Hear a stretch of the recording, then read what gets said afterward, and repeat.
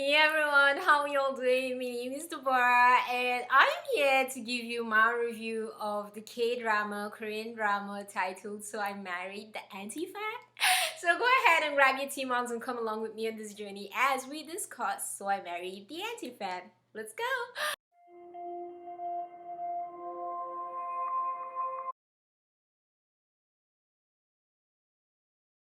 Alright, so I Married the Anti-Fan is a 16 episode drama that literally finished airing yesterday, but then I finished it today.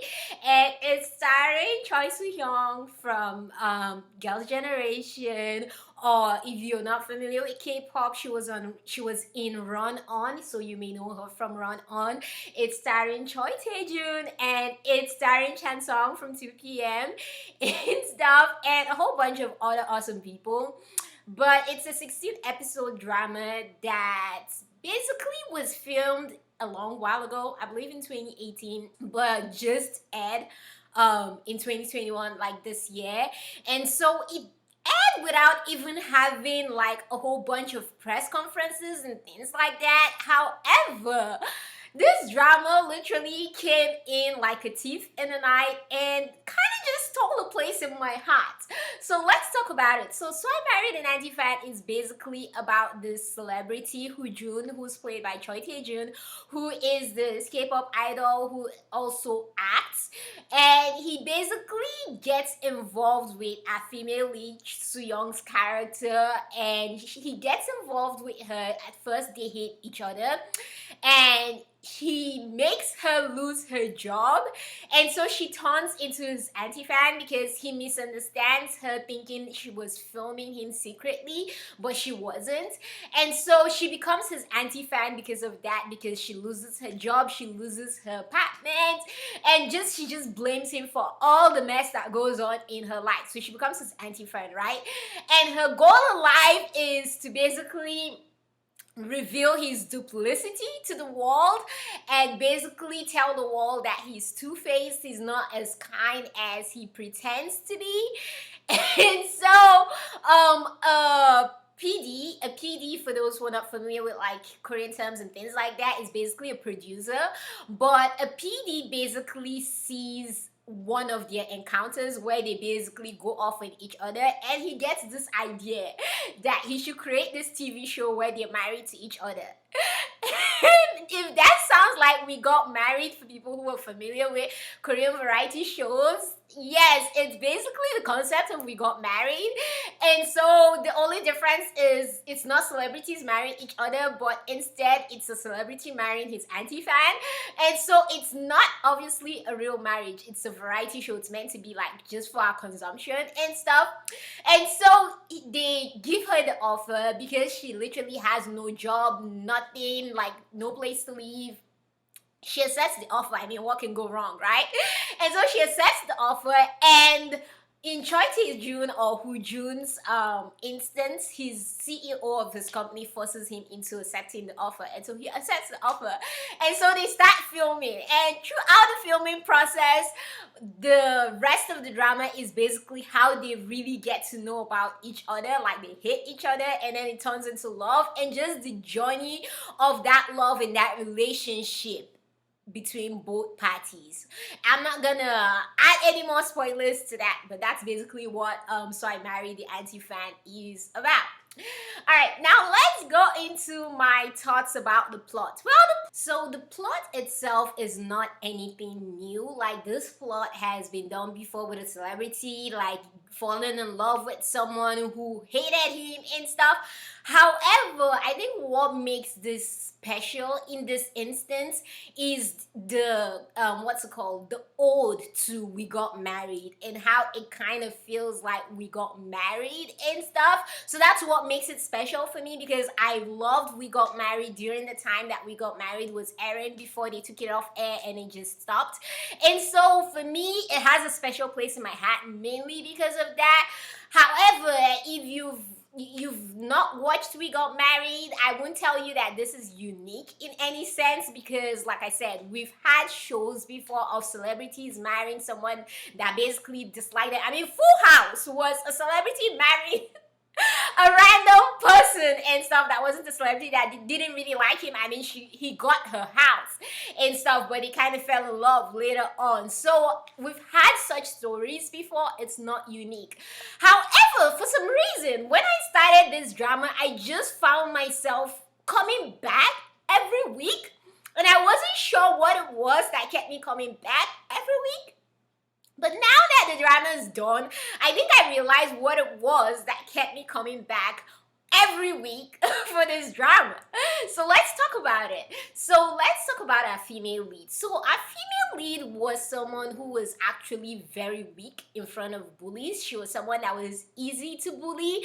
She, especially in terms of like our male lead and her boss, because our male lead was a total jerk to her in the beginning. And she was someone who was too trusting.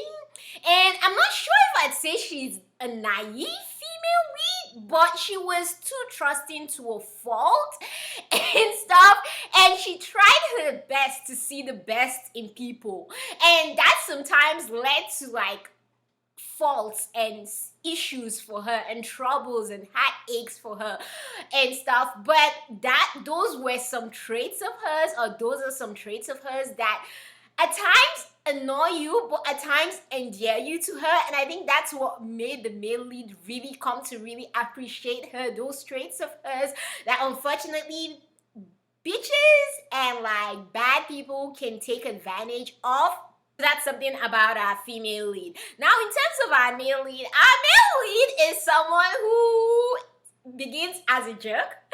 And he began as a jerk but turned into such a gem. Like, he is the definition of a diamond in the rough, literally. He started as someone who, because I watched the Vicky, and the Vicky comments hated him. They couldn't stand him, they couldn't stand her. But what was funny is you all kept coming back. But by the end of it all, to just see the 360 of the comments was something amazing to behold, because I went through that too with our male lead. Like, he started as a jerk.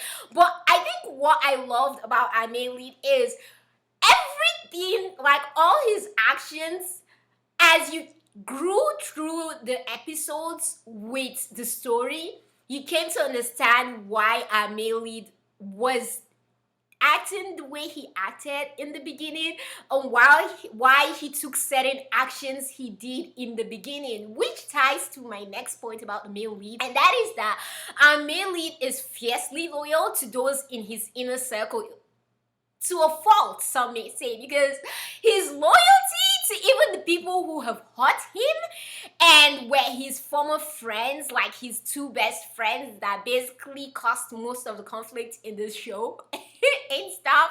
His two former best friends, like his loyalty to them caused so much problems, like I said, and like caused most of the conflict in this show, but he was still loyal to them. He still fought for them. Like, the reason why he got into the mess and the like first like misunderstanding and fight with our female lead in the beginning, like first episode, was literally because he was trying to protect his former friend and stuff. So that's how fiercely loyal he is, regardless of how people hit him.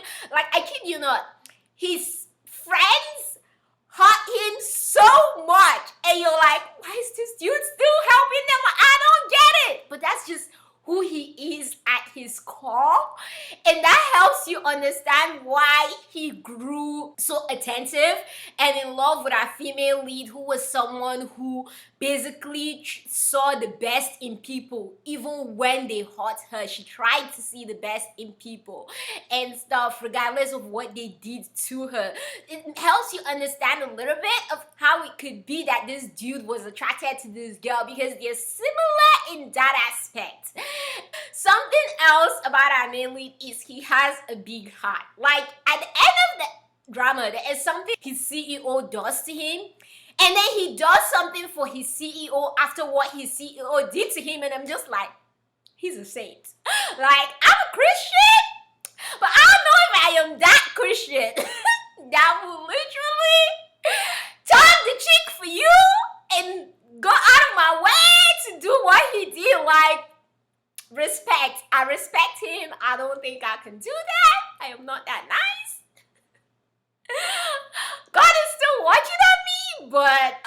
he definitely has a big heart, and I think that was what made me really fall in love with him by the end of the day. His heart and how loyal he was to the people that really meant a lot to him. He's like a total softie. And also that's something I really love about our male lead. Now, as a duo, I really like how their relationship took time to grow. Like, you could really tell at the beginning that these people could not stand each other. Like, you just kept on wondering how are they even gonna fall in love, because each time they come together, they're literally fighting, and you can tell she can't stand this dude. And I think what I really loved about Sooyoung's acting in this is you couldn't tell that she was acting. It felt like she honestly could not stand him. Like, they could not stand each other's guts. And then when they started like getting close and getting to know about each other's lives, and getting intertwined in each other's lives, they then grew to understand each other's actions. The understanding grew into respect, and then from respect there was loyalty. From loyalty there was trust. And then there was love. So I really liked the build-up of their relationship. And once they fell in love, it was just the best thing ever. Just seeing them together. And not even from a chemistry in terms of sensual, or like what's it called, sexual, not even in terms of that, but chemistry in terms of just them hanging out as human beings who like each other and are in each other's presence and stuff. Like, just seeing them together made me happy for them, and just in the midst of each other brought a smile to my face. And just seeing that growth in their relationship was what staying the 16 episodes for this drama. So I definitely recommend it, if just for that and stuff. Something else I really liked about this drama is the reality of the industry and stuff, in terms of like people who don't make it and how hard it is for them not to make it, and how they're still trying to make it. So I really like that. Another good drama that showcases that is Imitation, which I'm gonna try and find the time to review. But I really like how they touched on that some and stuff, the reality of what happens behind the scenes, and how sometimes producers literally just use you in order to dump you or to boost up their ratings and boost up their shows, and once they no longer need you, they just throw you into the trash like no man's business and stuff. And then once you're big, they come chasing after you. Just the whole reality of it, like life. I really enjoy that about this drama. Something else I loved about this drama is her best friends, Soo-hwan and Mi-young. Like, they were her ride or die, and her family was amazing. Like, don't judge her mom. Like, in the beginning, her mom does something to her which makes you give her the side eye. However, by the end of this drama, you're like, dang, I absolutely love her parents and I absolutely love her friends. But something I also really love is that they didn't make the best friends, the male best friend and the female best friend, fall in love with each other. They were strictly just friends from beginning to the end, and I really like that, because I know a lot of people say a guy and a girl cannot be just friends. I personally don't fully agree with that. So it's always nice when I see that in a TV show where a guy and a girl can literally just be friends. You can tell and you can see how they could make a good couple if they get together. But she has her boo and she's happy with her boo, and he is happily single, and I was totally okay with that. So yeah, I definitely enjoyed that about this drama. Something else I loved about this drama is the relationship of the PDs and stuff. They had the best proposal ever. That was such a cute proposal. Spoiler! Sorry, I just had to throw that in here. Minor spoiler. The PDs had the sweetest proposal ever. I won't tell you how it was, but if you watch the drama, you know what I'm talking about. But they had a really like creative proposal. Like even our male lead and our female lead kind of had a kind of creative proposal, and then we say things like that. So I prefer the PD's proposal because it was unique to who they are and stuff. So I really like that proposal. That was really cute. I like how they tried to tie up loose ends at the end of the drama. So I really appreciated that. It's a happy ending drama. So if you're looking for something with a good ending, definitely I recommend this to you. The ending did make sense. It wasn't a bad ending. I wasn't pianoed, which is a slang I and my friends use when a drama plays us, because that's what happened in She's in the Trap. So we say we weren't pianoed, or we were pianoed, meaning they basically deceived us. So I wasn't deceived in this drama. They basically gave us something really good till the end. So I appreciated that. I also absolutely loved Hoojun's manager. Hoojun like spent the entire drama looking for a father figure, and I felt like his manager was his true father figure, who was there for him through it all and stood by him and had his back. So I really loved Hoojun's manager and his relationship with his manager. What I really didn't like about this drama is I feel like there should be a disclaimer or a trigger warning for people who are suicidal. So if you're suicidal, just know that there's a suicidal character in this drama. So I don't know if I'd really recommend it to you if that is something that you're triggered by. So there's a suicidal character in this drama. I wish they had like put in warnings about that, like trigger warnings. But something else I really didn't like about this drama is that the toxic relationship, like the toxic couple in this drama, which was our second male lead and our second female lead, stayed together at the end. And I really didn't like that. Like, don't get me wrong, I was really happy. You have no idea how happy I am with the fact that they found their peace. They basically realized the wrong of their ways. They changed and all that jazz. I absolutely loved it.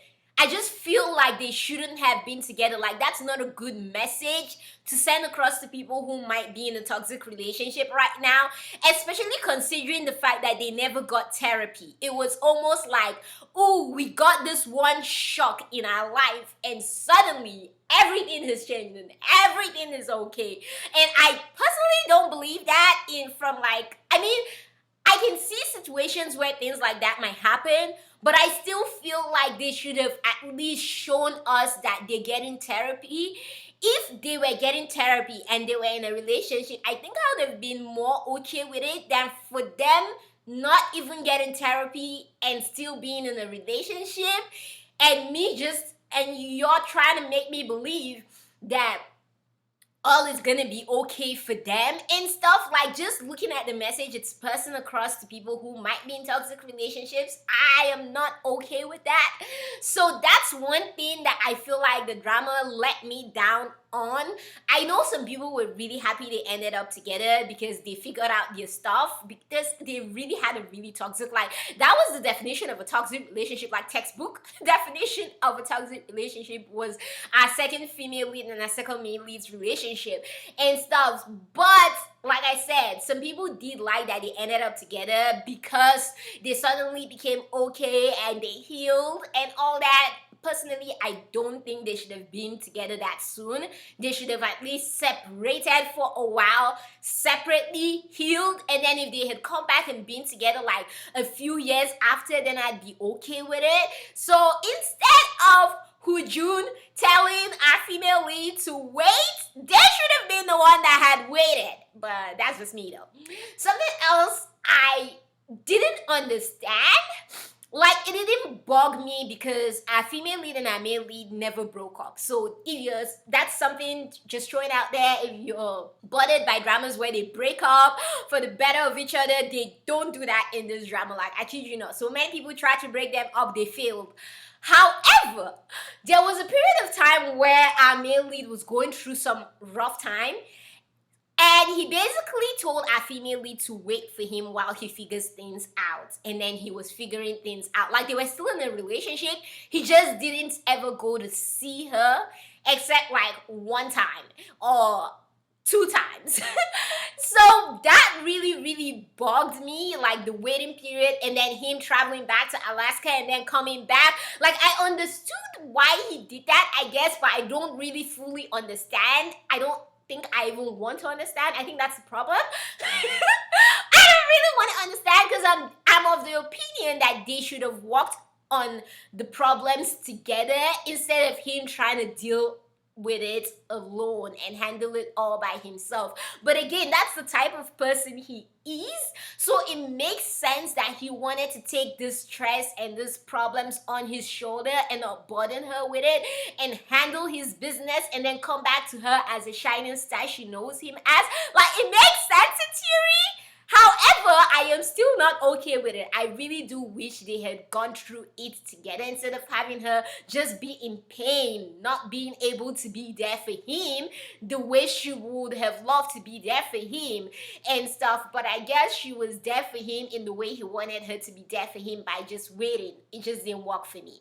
So just trying that out there. That's gonna happen at one period. So though they didn't break up, they had this period of waiting.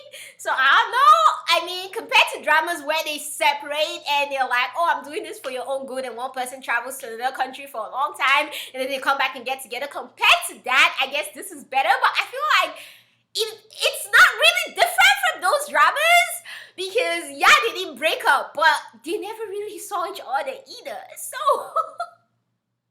like, did they really not break up though? Like, just separate, I guess. But anyways, that's just my opinion on that part. Rewatch value, I don't see myself personally rewatching this drama. Don't get me wrong, I definitely enjoyed this drama. It was such a joy to watch this drama. Like, I loved the bickering moments. I loved when they were together and in love. I loved the little things he did for her. I loved his delivery moments when he delivers stuff to her. If you watch the drama, you know what I'm talking about. However, I don't see myself rewatching this drama. It's not one of those dramas that really tugged at me that much that I would want to rewatch. However, I can definitely see people out there that may rewatch this drama. If I am to grade this drama, I will definitely grade this drama a B. It was a low budget drama, and you can tell by the fact that they kept repeating, I wonder what is love. That one song! They kept repeating that one song like that was the only song they had and stuff.